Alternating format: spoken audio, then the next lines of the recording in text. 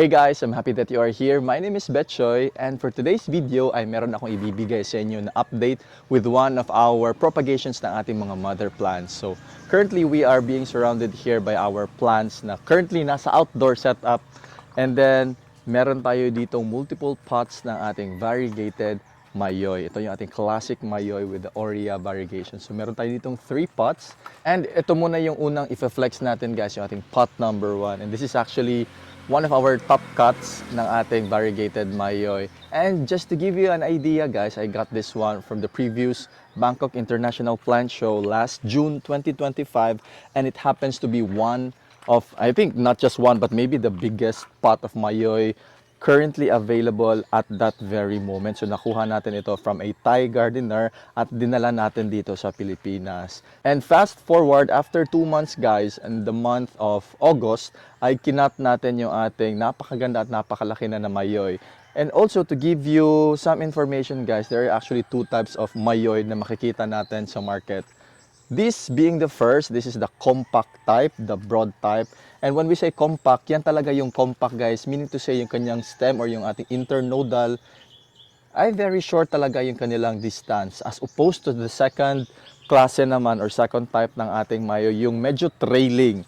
Another disparity or difference between the 2 types of Mayoy guys, yung ating compact type has broad leaves and then medyo chubby siya. So as opposed to the other variety, which is yung trailing type na medyo narrow din yung kanyang mga dahon. And also, isa ding napakagandang characteristics ng ating compact type na Mayoy, meron siyang napakagandang detail sa kanyang veins. It actually has yung ating pink veins, which is very evident dito, especially sa mga may mga heavy na mga variegations na mga dahon yan. Kitang-kita natin yung kanyang mga pink veins or yung kanyang pink na mga midrib. This first pot ng ating top cut na Mayoy guys, actually na-sold na natin ito sa ating previous live selling for the price of 145,000 pesos, and that's a very good deal na guys. Good catch talaga yan for this compact type na Mayoy natin. And then as I've mentioned earlier, also 2 months ago natin ito na-cut. Ito yung ating top cut, and this is our mother plant. So, kitang-kita natin guys, ito yung kanyang medyo luma na nadahon at napakalaki na nadahon. And then yung ating mother plant is very generous already. So, ngayon, meron siyang dalawang shoots or dalawang babies na pinupush. And then, yung isang baby natin guys, at actually has 2 leaves na at napakaganda talaga na kanyang binigay na mga dahon dito. This is the first baby with 2 leaves. And then, yung kanyang second baby naman na pinush ngayon, has 1 leaf pa, pero kita nyo naman kung gaano kalaki at kaganda din yung kanyang marble type of variegations. And another comparison with the compact type na Mayoy versus the trailing type na Mayoy guys is the pricing.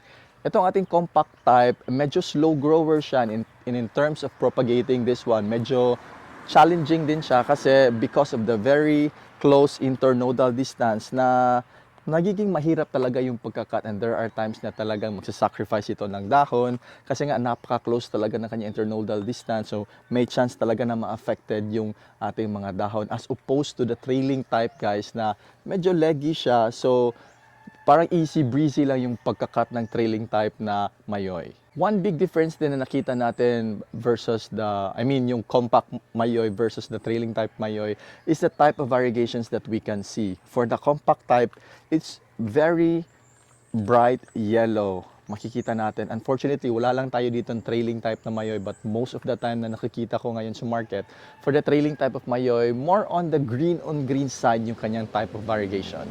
And going back dito sa ating mother plant guys, sa ngayon, hindi pa natin ito pwedeng ma-propagate yung ating mga babies from the mother plant kasi wala pang mga aerial roots na nagsisilabasan.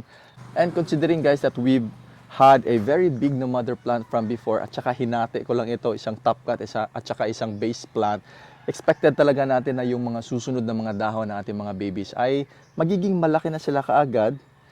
And also, dahil nga kinat lang natin ito ng hati, na-expect din natin na meron siya mga multiple na mga nodes sa ilalim, kaya nag-push din siya ng mga multiple babies. So that's it guys, and I hope na nag-enjoy kayo sa ating vlog with our variegated Mayoy compact type.